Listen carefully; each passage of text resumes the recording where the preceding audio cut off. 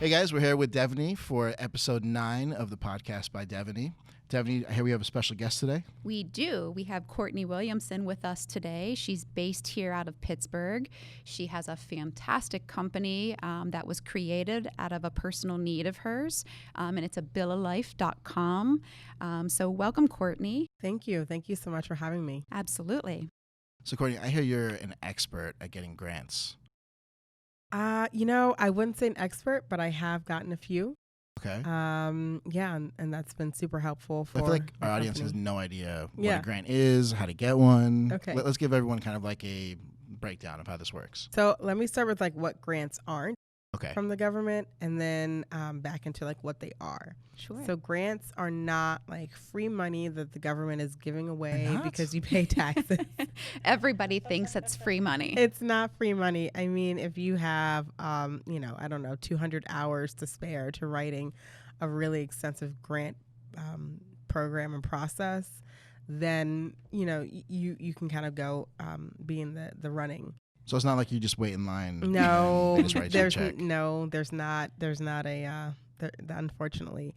So grants from federally funded grants are essentially funding from the government, from different sectors of the government. So National Science Foundation, National Institute of Health, the Department of Defense, DARPA, and these departments are looking for innovative solutions that companies, individuals, researchers have for the purpose of commercializing those. So if you are a scientist or researcher and you've been working in the lab or working, within different projects, and you have this idea that you think could be commercialized and that people could actually use, or if you're an entrepreneur, or if you want to become an entrepreneur and you have a very innovative idea that you think fits the mission statement of these organizations, then there are vehicles that you can go and apply to get grant funding. And it's basically working on a very specific project that you hope to commercialize. So you can't just kind of make something for fun and it's like, okay, that was a cool experience. Like the whole point is to actually commercialize it. So building a company, building an entity around it.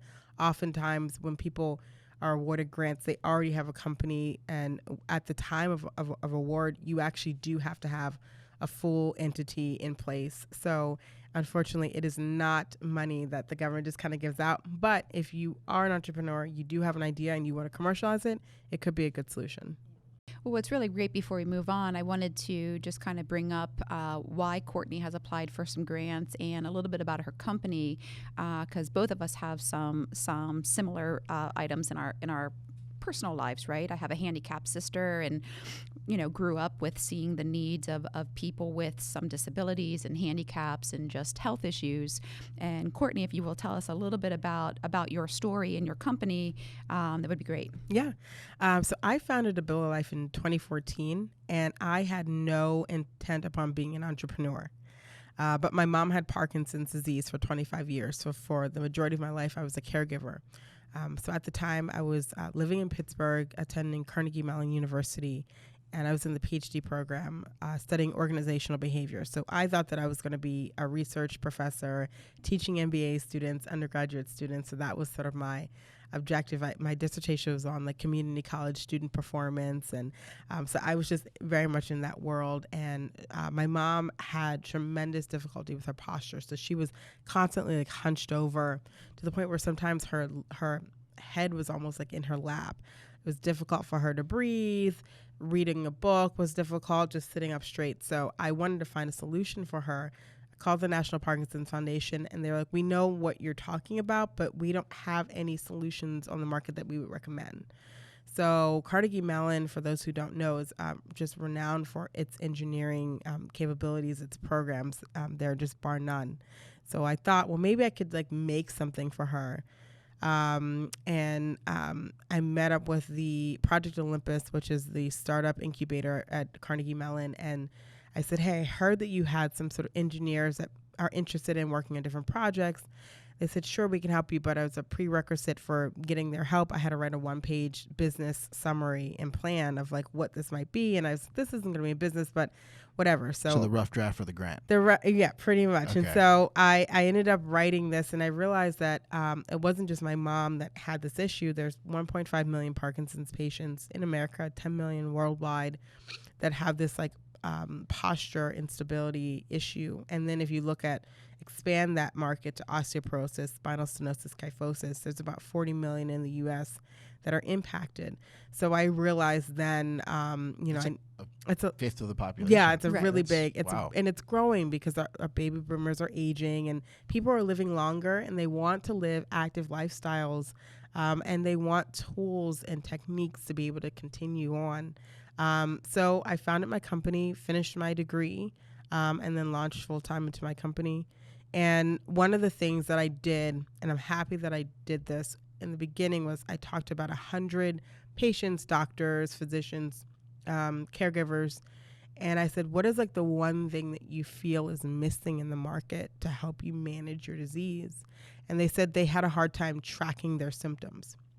And so that's when we got the idea of, we developed this back brace that was based out of my mom's need, that has a pulley tensioning system that lifts your shoulders up and back. But then we said, well, how can we build something that will help you manage your symptoms? So that's where we started writing the grant, because we're building a wearable technology that will have like machine learning algorithms and wearables embedded in the brace to track your motor symptoms. And so then we approached we approached the National Science Foundation, and they were excited. And I think that this is moving towards the trend of value-based healthcare, where it's no longer okay to just say, okay, I provided this drug or this therapeutic or this device, and this is the fee that my company requires. Now, insurance companies, Medicare, hospitals are requiring evidence that it is, in fact, helping the patient, and wanting to objectively see how it's helping the patient.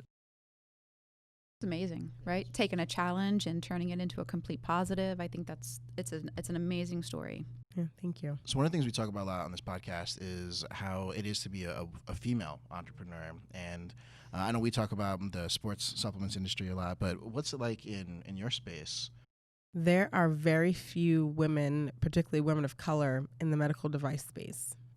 What I found, which is interesting, I didn't really expect this, is there's a lot of people who pass companies down in generation to generation. So they've sold anything from like wheelchairs, walkers, accessories, things like that. And so it's kind of like a mom and pop shop. And it's sort of founded and kind of passed down.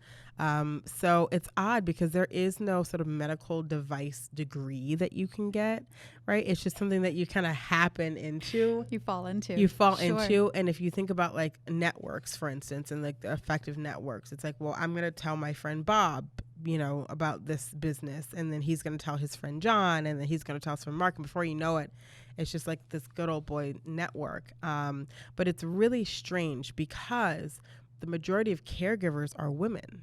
Mm-hmm. So if we had more women developing devices and running these companies, like how different things would look. I think it would be really interesting to see. It would probably be interesting to see the quality of the devices, Mm-hmm. and how well they improve people, or how quickly that they're made and put onto the market. I mean, here we are until 2014. How long has Parkinson's disease been around to have a back brace developed? Right. That's and crazy. I was actually shocked when I started. I really was like, there's got to be something on the market. Like, this is ridiculous. And so we ended up actually about over a year ago getting a patent for the brace, and like all of our claims came back and they were novel. And so really, out of all the bracing patents, this was like new, and this application had been at the patent office for about 3 years.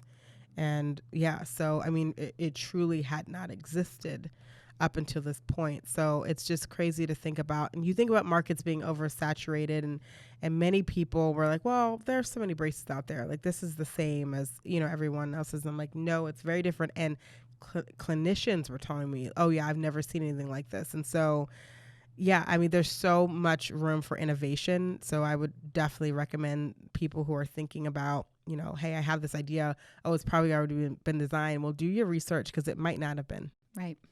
That's fantastic. I mean, do you have any advice for a woman kind of entering the space? Mm-hmm. Like maybe that she has that idea. I mean, you happen to be at Carnegie Mellon, right? So finding those people was probably a little bit easier than it is for A lot. most. Yeah, I don't think that I could have built my company the way that I had built it if I had not been at Carnegie Mellon. But I think that do your research, read as much as you can, ask as many questions as you can. I spent a year researching before building my company. I didn't incorporate into a year after because I wanted to make sure that, first of all, does it already exist? Because if it does, I'll just buy one for my mom and call it a day. And then, okay, fine, it doesn't exist. And sometimes things don't exist because they were already tried and it was realized that the market doesn't want it or need it.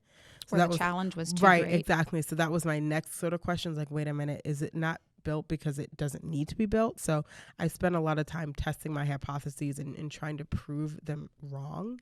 But the time and time again, patients, clinicians were like, no, this is something that we would actually use. And so, yeah. I mean, we talk about a lot of times, like why women don't excel as quickly or as often as we would love to see. It's because they don't want to ask questions or they're embarrassed to ask questions. And I mean, you should be the inspiration and motivation to people to say, you need to ask those questions. You need to believe in yourself and go out and find the answers and not kind of allow that to deter your thought process. So. Yeah, and I think another thing too, as odd as it sounds, because it was a very personal issue, but I was able to use my research background and look at it as like an experiment. And I think if you wrap yourself up into your identity of this product, because at the end of the day, I knew regardless of what happened, my mom would still love me. And that was all, my dad still loved me. Like I still had friends, you know what I mean? Yeah. Like, so like stop wrapping your identity up. And it's an object and you have to look at it objectively. And I think when you do that, you get braver and you can ask questions because it's not like a personal attack on you. No, absolutely. But I do think passion, passion, you have to have passion to make a product or a business succeed. You have to believe in what you're doing. And you're right, it's not personal, it's business. And but passion really does get you through those hurdles and those challenges and those long days and the tough days. Mm-hmm. Absolutely. Speaking of long, tough days, I mean, how do you handle nutrition as a female entrepreneur? I mean, are there like go-to snacks? Are there, just these long hours and you just skip meals? I mean, how does it work? Okay, so I have been talking. I just recently started doing acupuncture. Okay. And just to sort of like eliminate stress and just sort of, refocus in a different way. And so this year I'm committed to focusing on like sort of health. So last year I made a goal. I wanted to work out. I think it was like 250 times in the year. And I ended up achieving that. So I'm like, great. I know I can go to the gym. That's awesome. Right. Because I think I know a little bit of something about your gym. Oh, right? Yeah. Yep, absolutely. Can we give a little plug? Yeah, fill us in. Freedom Fitness? Yes. Okay. Yes. So it's amazing. Right. So Freedom Fitness is a great gym because we're SDC Nutrition. And years ago, the C part of our name belonged to the founder of Freedom Fitness Gym. So Charles is a very good friend of mine, and he's also the owner of Freedom Fitness. Him and James and their design there. So yeah, it's just amazing. A little bit more that we're connected. Yeah, no, I mean, that was the thing for me. It's just like making time to allow my body to move. Last year was a goal. So this year I'm focusing more on making sure that I get into a regular rhythm of food, understanding my relationship with food. I think that can be contentious a lot of the times.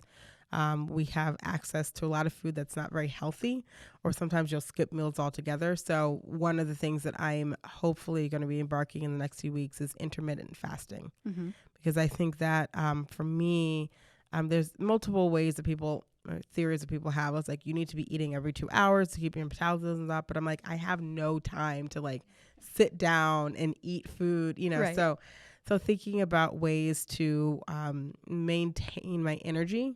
But that's definitely something that I'm working on. Taking vitamins, I think that's all really important. So Devenee, what is intermittent fasting and like, do you believe in it? I sort of do it, right? So it's part of my lifestyle. So We're not really sure when you sleep. So True. Very true.